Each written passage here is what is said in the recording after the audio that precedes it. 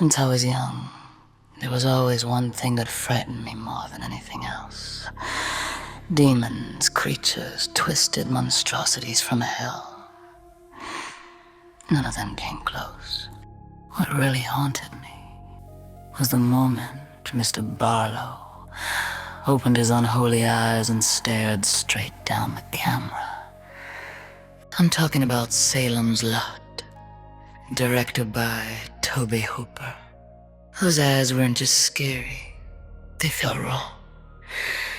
Like something had crawled out of the darkest pits of hell and locked onto your soul. I never felt fear like that from a film before. And strangely, it started an obsession. From that moment on, I became fascinated with how cinema portrays vampires. Not the fangs, not the capes, the eyes.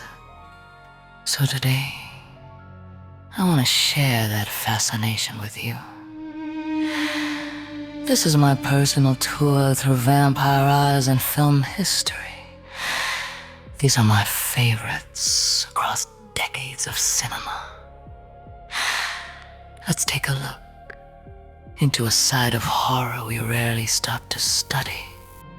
I am Hilly Horror, and this is a history of freaky vampire eyes. Hammer Horror's Dracula didn't just reinvent the vampire, it weaponized the eyes. Christopher Lee used many sclera contact lenses, a risky choice at the time, giving him a dark brown iris surrounded by veined whites that appear bloodshot under harsh lighting. The effect is subtle, but that's the point. These eyes aren't screaming monster, they're restrained rage, a predator barely holding itself together. For many viewers, this was the first time a vampire's gaze felt openly hostile. This is the gold standard for me. Simply terrifying. Mr. Barlow's eyes in Salem's Lot are aggressively unnatural. Dirty yellow sclera, bright yellow iris, thick red veins crawling across the surface. Unlike early vampire designs, these eyes aren't seductive or romantic. They're corpse-like, predatory, almost insectoid. It's no coincidence that Barlow barely speaks. His eyes do all the work. Once you see them, you'll never forget them. One of the smartest choices in Fright Night is how slowly it escalates. Amy's early transformation is subtle but seductive. A hazel brown iris framed by a black outer ring. It feels natural, almost inviting. But that's what makes it effective. She still looks human, still familiar, just off. It mirrors her internal conflict, making the later transformation hit much harder. When Amy fully turns, the restraint is gone.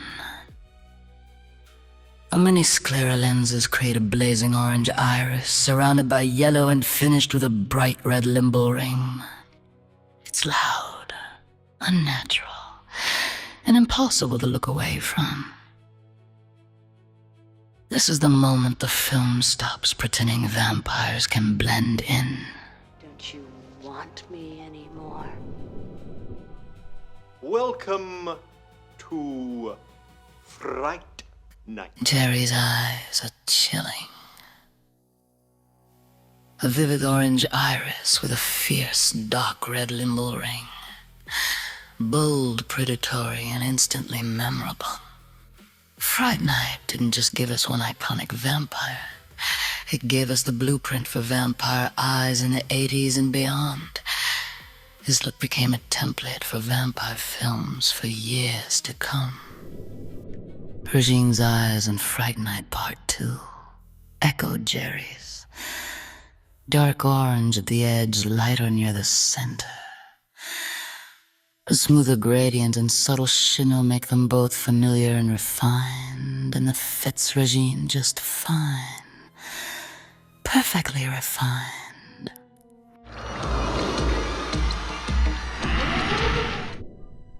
The vamp goes distinctly offbeat. A fractured limbal ring and a desaturated iris fade into bright green, giving the vampires an alien, an uneasy vibe. It's different enough to make you squirm.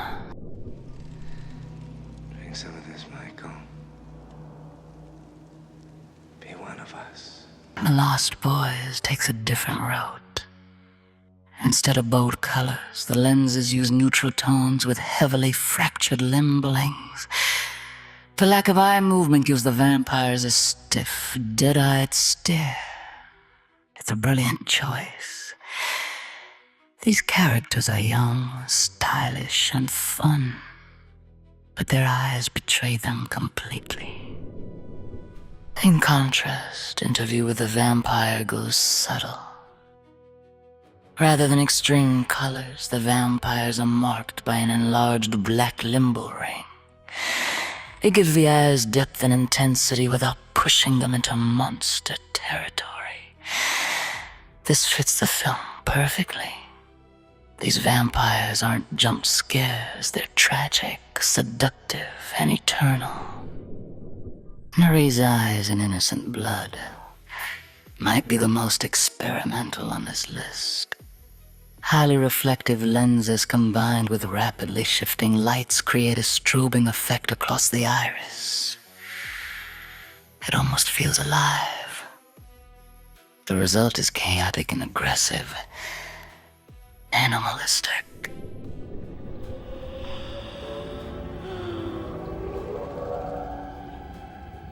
Welcome to my home. Gary Oldman's Dracula and Bram Stoker's Dracula delivers pure horror. Red iris, pinpoint pupil, and veins bursting into the sclera.